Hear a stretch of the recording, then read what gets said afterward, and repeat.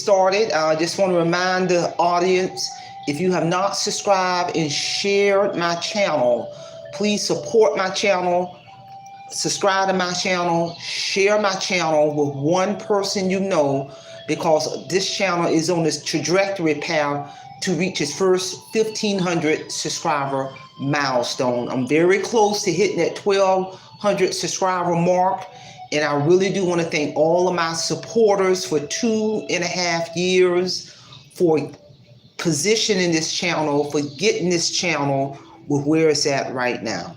So with that being said, let's get down to today's exciting live stream lecture.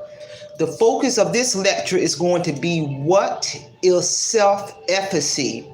But before I get into this, I just want to let the viewer know that at the end of this lecture, I'm going to do an activity with the viewers or the listeners. So if what you're going to need to do, get this activity done at the end of this lecture, is just something to write with, so in a piece of paper. So I'm going to pause for right now, just for a couple of minutes, about a minute, to give you an opportunity to grab a piece of paper and something to write with. So while you all are doing that, I'm going to enjoy a couple of sips of my coffee. It's nothing like a good cup of coffee first thing in the morning. And if the audience is aware, one of the things I do, I don't put sugar in my coffee. I stay away from sugar. I don't put sugar in any type of beverage that I drink. Rather, it's coffee, tea. I just drink it straight up, and I drink a lot of water. But what I do put in my sugar is 100% heavy whipped cream. It has a phenomenal taste. Heavy whipped cream has 0 sugar. It gives the coffee just a good flavor. You can really taste the richness of the heavy whipped cream. You know, get a really good name brand, because it just really smooths out the coffee and gives it a great taste. And I'm here to tell you. And I've been drinking my coffee like this for a few years now. And also, I'm putting myself on a 30-day, I've done this before in the past, and I made it up to like 145 days of no added sugar in anything I eat, meaning removing all dead food from my diet. So I'm getting ready to do another 30-day challenge of removing all dead sugar, dead food out of my diet. So now, I hope everybody got their something to write with in a piece of paper for the activity at the end of this lecture. So what is self-efficacy? Self-efficacy refers to an individual's belief in his or her capacity to execute behaviors necessary to produce specific performance attainment. Self-efficacy reflects confidence in the ability to exert control over one's own motivation, behavior, and social environment. Some examples of high self-efficacy. So what exactly does high self-efficacy look like? You can probably think of some examples from your own life, including areas where you feel a great deal of efficacy. People may possess a general sense of self-efficacy, or in a specific domain where they believe they can do well, such as school, work, friendship, parenting, sports, hobbies, and other areas. Some examples of high self-efficacy include a person struggling to manage a chronic illness feels confident that they can get back on track and improve their health by working hard and following the doctor's recommendation. A student who feels confident that they will be able to learn the information and do well on a test. Someone who has just accepted a job position in a role they have never performed before, but feels that they have the ability to learn and perform the job well. A new content creator who recently started a YouTube channel feels confident to develop and cultivate their YouTube channel and become monetized. Self-efficacy can play an important role in health, psychology, and how people manage their health. Nutrition and illnesses, for example, having a strong sense of self-efficacy can help people who are trying to quit smoking, eat healthy, stick to a workout routine, stick to your goals, maintaining a weight loss plan, managing chronic pain, giving up alcohol, sticking to an exercise schedule, giving up drugs, and following an eating plan can all be influenced by a person's level of self-efficacy.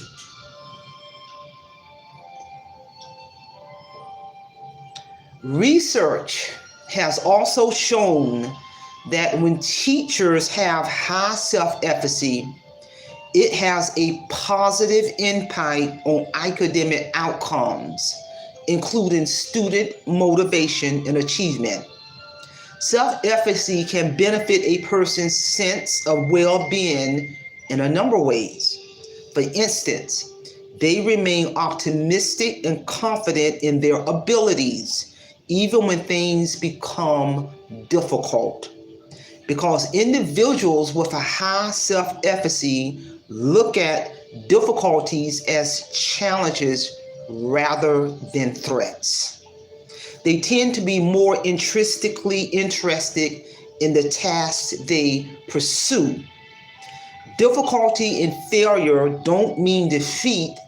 Instead, these individuals redouble their efforts and look for new ways to overcome.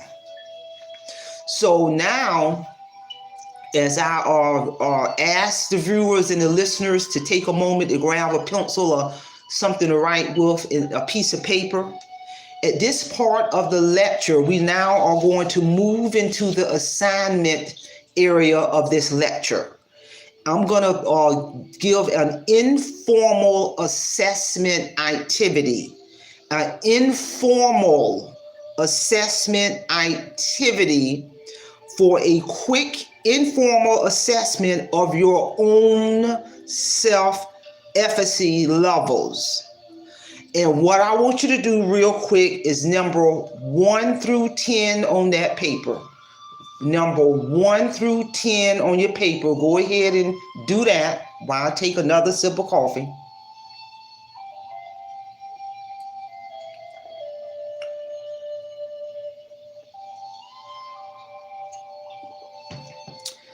And the instructions for this informal assessment activity, I'm going to read through 10 statements.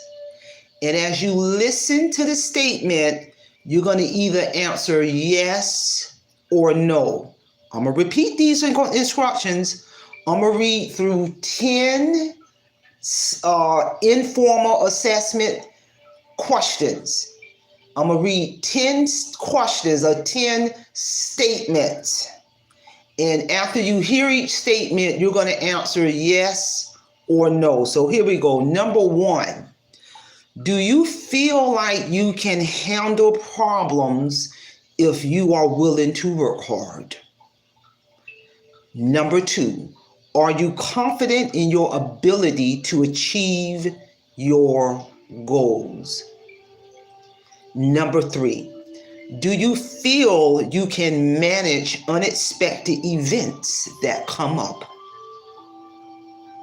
Number 4, are you able to bounce back fairly quickly after stressful events? Number 5, do you feel like you can come up with solutions when you are facing a problem? Number 6, do you keep trying even when things seem difficult? Number 7, Are you good at staying calm even in the face of chaos? Number 8, do you perform well even under pressure? Number 9, do you tend to focus on your progress rather than getting overwhelmed by all you still have to do? And the last question, or last statement, number 10, do you believe that hard work will eventually pay off? Now, if you answer yes to many or most of these questions, then chances are good that you have a fairly strong sense of self-efficacy. If you feel like your self-efficacy could use a boost, then consider some of the following strategies, pointers for improving your self-efficacy that I'm going to briefly present. Number 1 strategy or pointer is to use SMART goals. It is a good idea to build and sustain self-efficacy by setting SMART goals. And what SMART goals are, SMART. The S is for specific, the M is for measurable, the A is for attainable, the R is reachable, and the T is time limited. So when you're setting up SMART goals, that goal should be specific. To gain 100 new subscribers in the month of November. That is specific. Measurable. That goal should be measurable. So how can you measure that goal? If a person say, I want 100 new subscribers by the end of November, well, you can measure that. Because when the end of November comes, then all you got to do is go pull up your data and see how many new subscribers you got for the end of November. So it's specific, it's measurable, and then attainable. Is a goal like that attainable? Absolutely. You know, if a person is willing to get out there in the natural environment and meet people in the real world, to engage them in dialogue, to market your channel, to get 100 natural subscribers in a month, is that doable? Absolutely, yes, it is. It is. That's doable and that's attainable. Reachable, is that goal reachable within a time frame like that? Absolutely. You have a way of tracking it. You have a way of measuring it. It's attainable. And yes, that is reachable if you get out there and do the footwork and meet people and engage them in dialogue. You can't be lazy in doing this.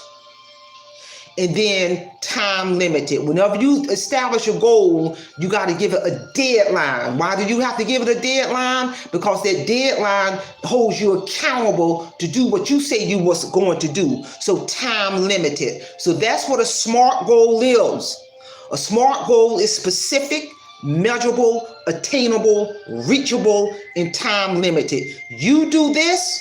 When you want to establish a goal, it will have a direct impact on boosting your self-efficacy, and I'm here to tell you. Another pointer that will help boost your self-efficacy is you got to look at the bigger picture.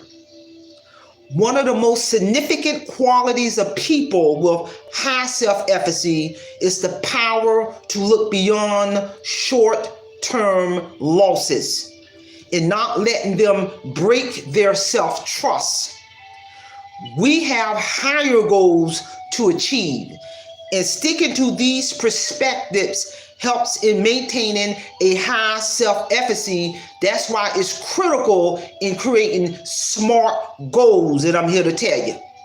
Because in looking at the big picture, you know, when you create those smart goals, there are so many smaller goals that you got to achieve before you get to the bigger goal. Self-efficacy allows us to sort our priorities, make better plans, aka creating that SMART goal, and focus on them more effectively. And number 3 pointer that would be to help it have an impact on boosting your self-efficacy is you got to reframe obstacles. Obstacles are a natural part of moving beyond our comfort zone and tackling challenges. Therefore, it is important to think about obstacles in a constructive way that does not risk undermining our self-efficacy.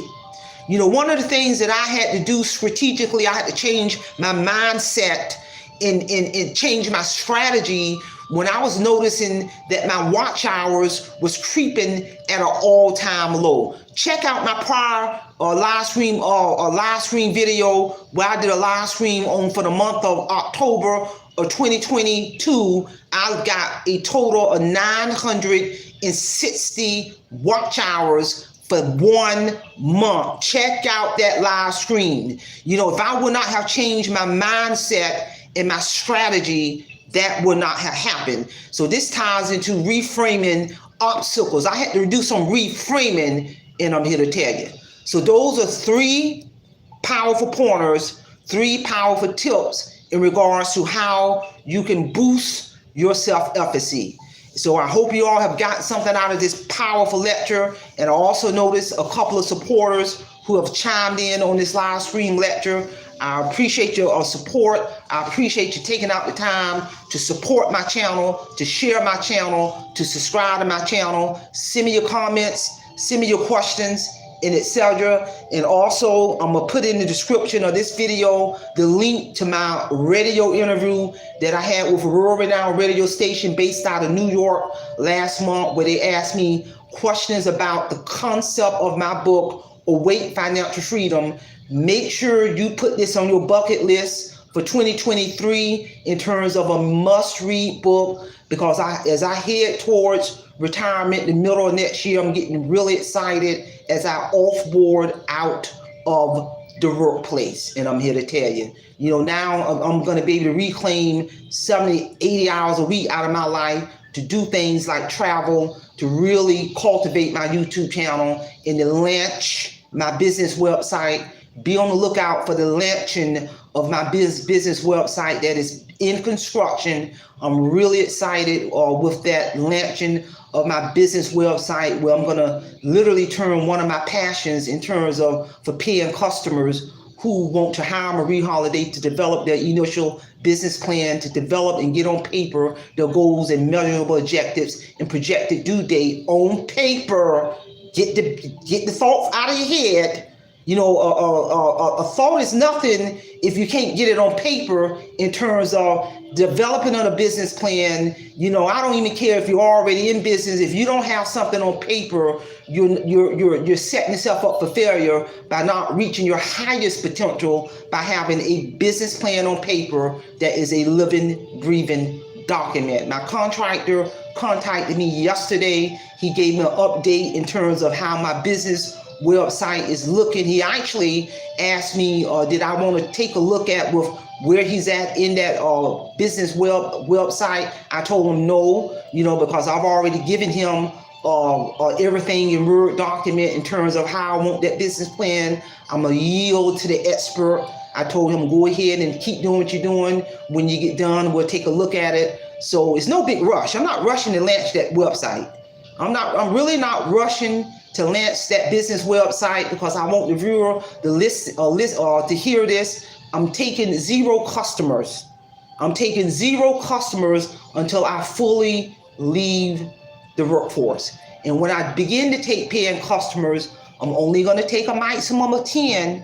I will not go over 10 because I want to keep it in hobby mode. I want to keep it in enjoyable mode. My cutoff for paying customers will be 10 paying customers or less. And I'm here to tell you, that's what's going to be unique about the primary services under Patterson Associates Resource Center is launching my business. A few years ago, I phased out all of the clinical services under my business and brought in some new services with the coaching of developing people, business plan, YouTube channel. And I got an idea for my next book. Actually, I have the manuscript completed for my second book. It's going to be 10 chapters. I spent a whole year writing those 10 chapters. The manuscript is done. I'm just kind of holding on to that manuscript right now until probably after I retire and submit it to my publishing company. They are aware that that manuscript is completed. They pretty much waiting on me to submit it. But that's something I'm going to put on my bucket list latter part of next year. So that's all I have, ladies and gentlemen. Simplify, Simple Fidelis, and I'm going to leave you in the care of your own conscience.